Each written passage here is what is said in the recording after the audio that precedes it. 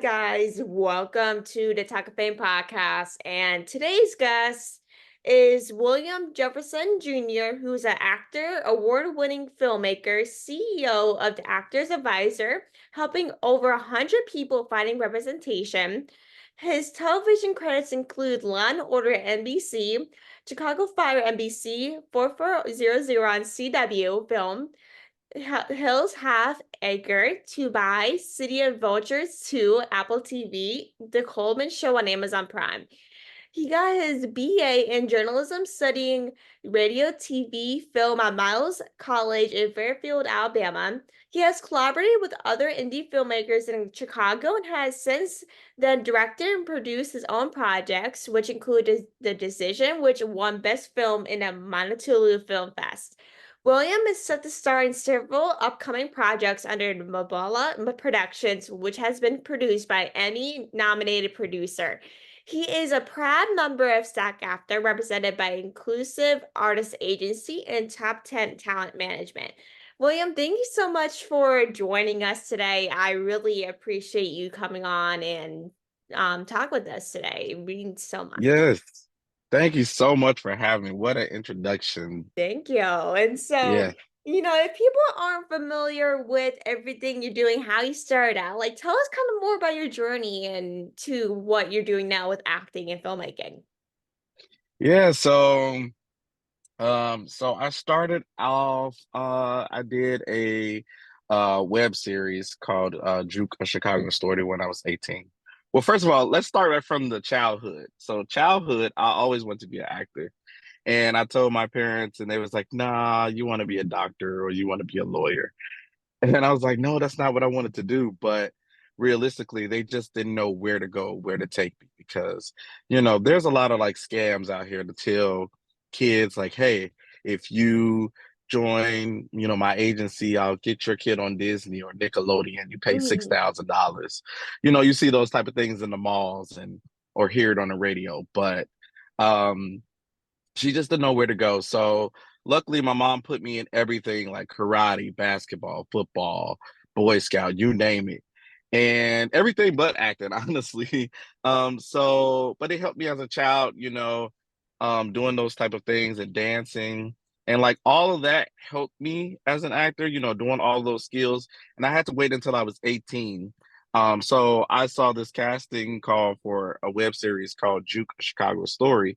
And I was like, man, I want to, do this. So I went in person, did the audition, and I got the lead role for this web series. Now, this web series hit 1 million views on YouTube. Oh, Um, gee. so it got me kind of, my fan base. And I was a senior in high school at this time. So I'm like, man, do I stay here or do I go away to college? Because Miles College is in Birmingham, Alabama. It's a small historical Black college. And so, I'm a big believer in God. So I just prayed, and I said, Lord, if this is for me, let me go away to college. Because I want to get the whole experience at the dorms and Mhm. college life. So I was like, okay, I'm just gonna put it on pause. And I went to Miles and studied. And so I left Juke a Chicago Story, which was this big web series back in Chicago.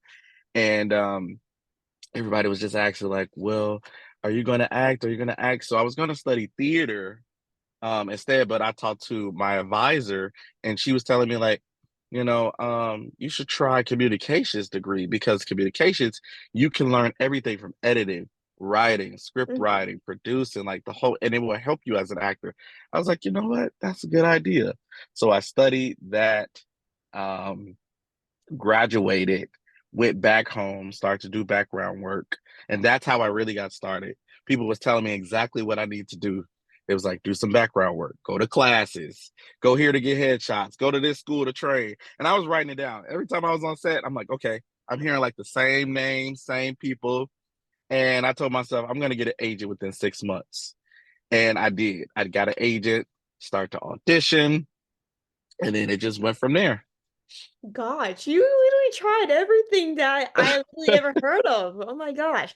So you Yes. were born in Chicago, right? Yes, born and raised. So how is I always heard from so many people in the Chicago scene, but what is the Chicago scene for you? Like what is it like for you? Because I know I hear a lot of people that are born and raised from Chicago about their experiences, but what is the Chicago scene for you? Because I know every person is so different. It is. So hearing it within now these 4 years, I hear Chicago has this big theater, theater world. And I've done one play last year, a community theater project, but like they have a lot of great theaters like Steppenwolf, the Goodman, and like so many theater places here. And so, but for me, I came from the independent side. So there's like a lot of independent films, student Mhm, films here at DePaul, Columbia, Northwestern. And then right my junior year going into senior year, that's when Chicago Fire came along, Chicago mhm, Med, Chicago PD, and the show Empire. And mhm, Chicago was really starting to boom. And I was like, okay. Because I was originally supposed to move to Atlanta, but my aunt was telling me like, "Hey, you should try to go back home. There's a lot of shows going on here." And mhm, so Shameless was also in Chicago as well at mhm. that time. So just getting my feet wet and like being in the scenes, it was always something TV wise, film wise, commercials, everything. So I was just like managing and dabbling into like all of that. And um for like 1 year, really just like diving in, going to film festivals, going to Mhm. networking events, meeting people. And so that all just like helped me just like build my network and just um get into the community.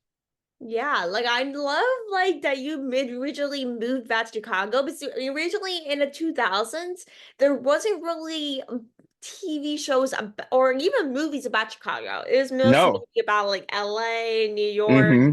maybe Atlanta, like those like OG, Mm-hmm. acting places. And Yep. so it like maybe in the early 2010s is when usually Chicago stuff usually came out, and really Chicago started to become one of the biggest places for acting. And so Yes. when you originally moved back to Chicago, like, did you see more of a difference with shows and stuff when you moved back? I did. And there's just like so many great other shows too. Like we had Trial of Seven, we had Lovecraft Country, uh we had Southside, Hmm. The Shy, Power Book Force, 4400, The Big Leap.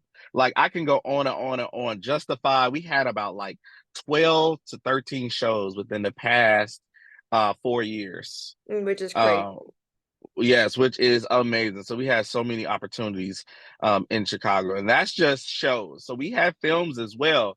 Candyman, which was in theaters, that was pretty cool. Sometimes some Marvel things come to Chicago. There's a lot of stuff that's on like Lifetime, Tubi, Amazon Prime. Like Chicago is really, really high on the market, and I love my city. I really, truly do. So I was just like impressed, even because I got in right at 2019 going into 2020 professionally. So I got in, boom, COVID. It's like I feel like everybody that I meet, they just would say, like, hey, I started in 2020. Like 2020 was the year for everybody because that's I supposed to be know. the And then so the COVID vision. hit, nothing happened. Oh, but that didn't stop me. I was like, I know we're going to get out of this thing. So everybody was at home. And so that's when the home of self tapes was happening, Mhm. So I was in every casting director's live. I was in classes because I'm like, I know we're going to come out of this thing strong. And then once they find out about vaccines and COVID tests, and they got immediately back on set within 3 or 4 months, I was like, oh, and I got a chance to train with like the best people via Zoom. And so I was just like, look, if I want to be on top of this thing, I need to be just like how it is virtually. And so I Mhm. did, just that. And it really, really just helped me just build my network, especially Clubhouse. Clubhouse was a thing too. I don't know if you remember Clubhouse. Did you have It Clubhouse? sounds familiar. I don't think I ever Yeah. watched it, but it does sound familiar. Yeah, Clubhouse was actually an app. It was it's like a audio app Mm. where actors, writers, producers, everybody who's in the industry, entertainers, it was an app like kind of like a podcast thing, and you can be in like different rooms listening, interacting with different people. It was a vibe in 2020. Oh wow. um People that you would never ever talk to, like producers, showrunners, people was in those rooms and you were engaging.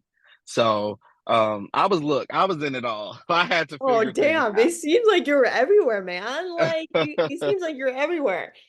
But Yeah. like you, of course, with the acting scene, like you really slowed down in 2020 because of COVID. Hmm. Self-tapes became even bigger. Like self-tapes were a thing before 2020, but it Yep. became much more popular than in-person auditions nowadays in 2024, which is, really sees how much COVID really made an impact on actors in terms of auditioning and self-tapes, in-person auditioning. It really changed everything. Absolutely. It really did. And a lot of my actor friends are just like, from back in the day, they're like, I don't like the whole self-tape thing. And I'm just like, I'm having fun with the self-tapes. I'm having fun with the Zooms. I'm getting creative, and it's like they're not going anywhere. So it's like you gotta get adapt to it, Definitely. And And plus, with self tapes, you can do it multiple times instead of one time thing. yes, yes. And you know, everything is just pretty basic in my opinion. Like you got a backdrop, the whole props versus no props, the whole Mhm. costumes versus no costumes. Like you just don't know what they want. You just do what's best for you, what's comfortable with your space. And some people book with it out without it. Some people book with gray, Mhm. green. I've seen it all. I've seen people book with it all. So you Yeah, can't satisfy everybody. You just got to do what you have to do and hope for the best and just move on to the next and just do your best work. That's the main thing. Do your best work. Everything else is just extra.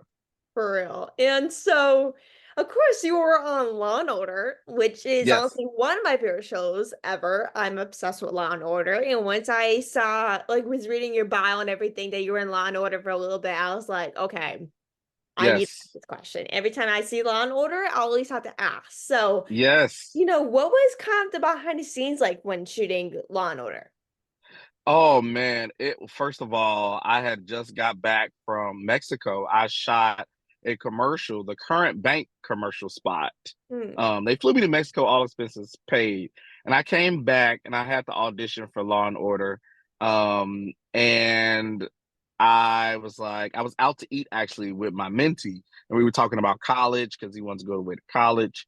And I was like, oh, got an audition. And he's like, well, let's go do it. And so I went to my coach and I did it. Um, the breakdown said like messenger. He's handing a subpoena to one of the detectives, and it didn't really have much of just like any. I'm guessing it was any ethnicity, maybe Mhm. like any age range from like 30 to 50. And so I did just exactly what I needed to do. And got the next day, first refusal. I was like, oh snap, oh snap. I'm like, it's like down to me and like some other people. And so I booked it. And so manager called and said, it's time to get yourself here to New York.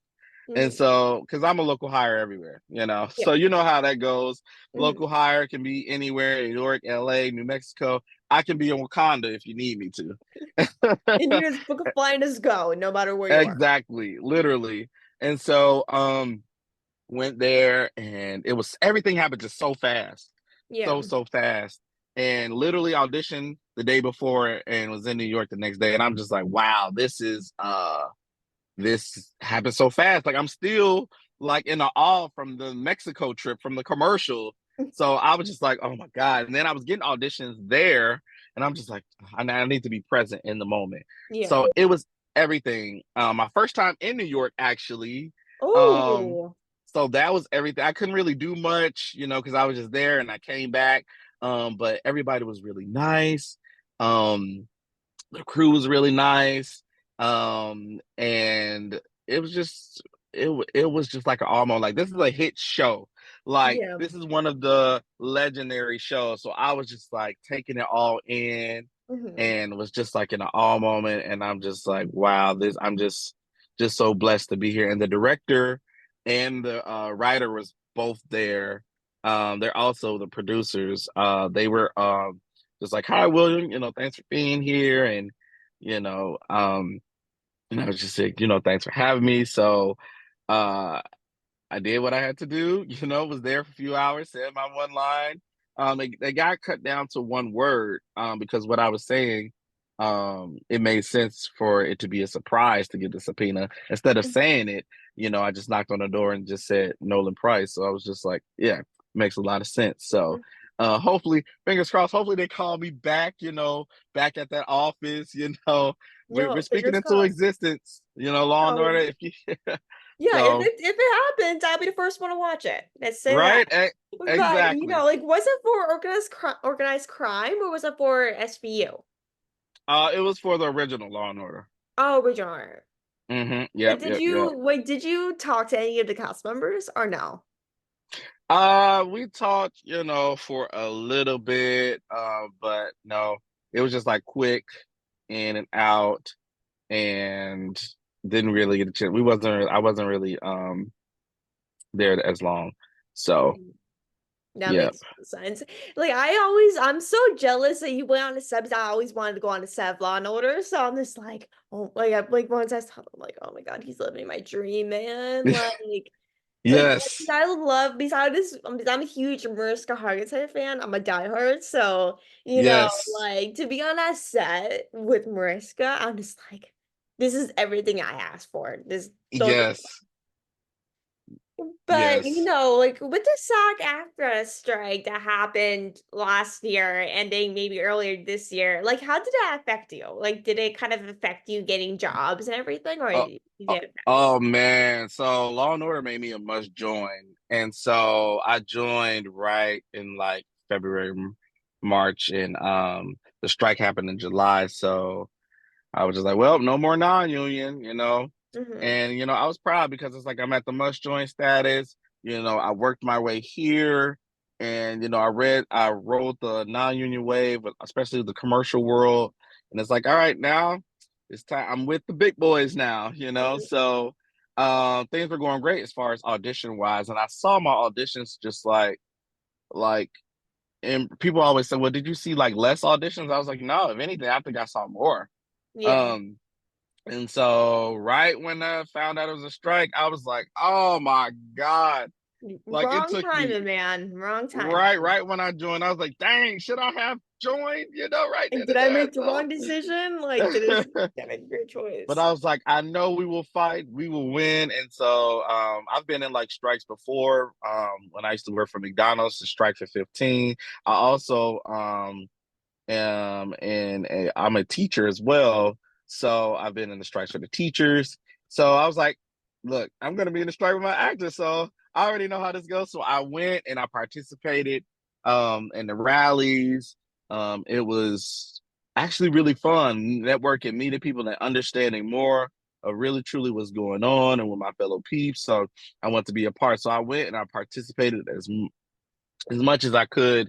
And you know, and to just speak out on things and hear out on things. And it was hard. It was tough. Yeah. Um, and there were a lot of sad commercials, sad waiver films. Um, but I was like, hey, we want to, be paid on time, pay what we're worth, and um, everything else. And so we don't want to, just we don't want to be used as forever or as a robot and all this other crazy stuff. So I'm just like, I'm here for it, and I know it's going to be over eventually. It felt like it was never going to be over, just like Yeah. the pandemic. It felt like it was never but I was doing, other stuff, same thing, in classes, sharp, taking new headshots, making sure I had the things that I had on my end during the strike. Because I'm like, once we come out of this thing, like, we better be ready. And so outside of that too, I was just creating stuff with my friends.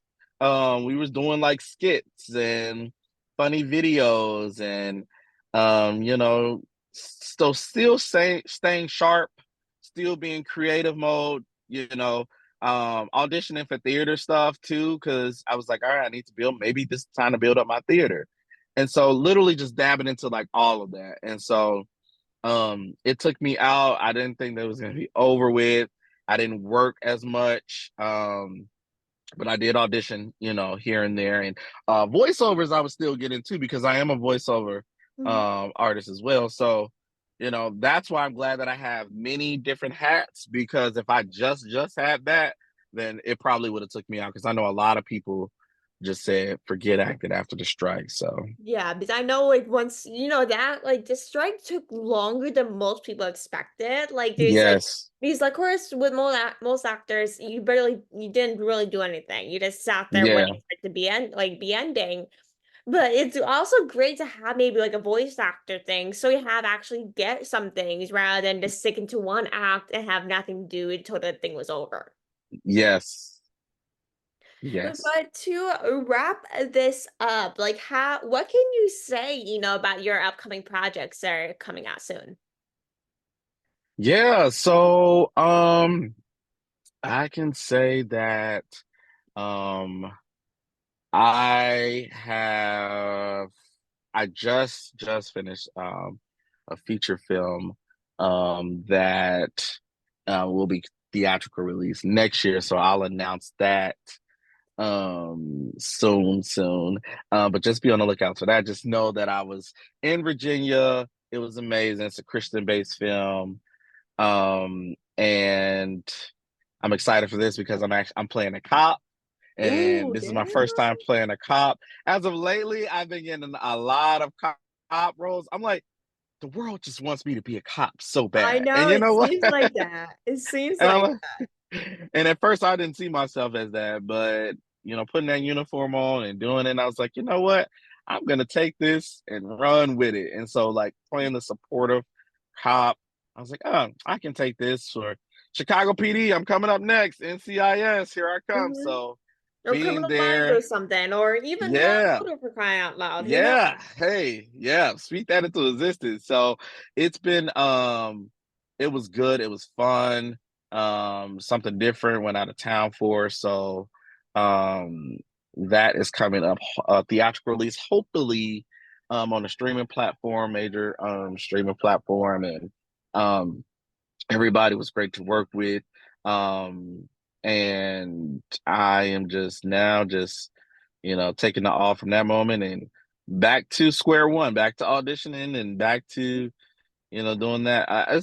Before that, I wasn't doing anything else. So I was so after the strike in November, it was like nothing, and so this was actually my first booking of the year, and I am excited for it. Yeah, not too bad. It's always good to be back in auditioning. Might as well be back at it. I'm sure you Yes, like to stay busy, right? yes, yes, yes. So I'm the same way. As long as I get something, no one's going to hear me complain. So Yep, yep, yep, for sure. but thank you everyone for listening. I hope everyone enjoyed this episode and look forward to hearing more next couple of weeks. There's so much going on, which is crazy. I can't say if it's a good or bad thing. It could be both. But I hope everyone enjoyed this episode. Make sure to subscribe, review, whatever it's on your platform. And thank you so much, Will, for coming on and joining us today. I love having you on and joining us. Yes. Thank you so much and happy Friday.